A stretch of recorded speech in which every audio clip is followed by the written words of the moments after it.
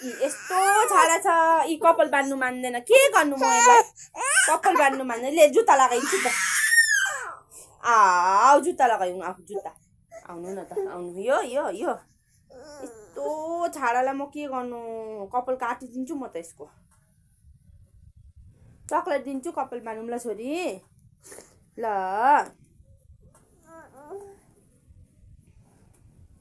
यति साह्रो छाडा छ मेरो छोरी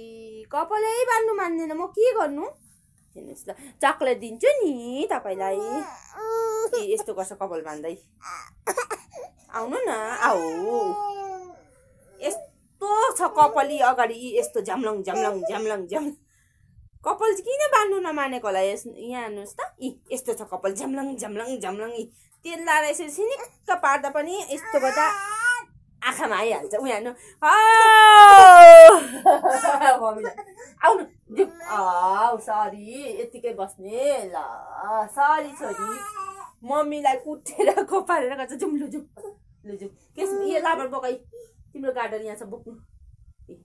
अहिले आफै भन्ने यो कहाँ यो यसले के गर्छ नानी यहाँ भान्छ के गर्छ मै लाउनु उ लाउँदैन अरे यस्तो छाडा केटीलाई चाहिँ म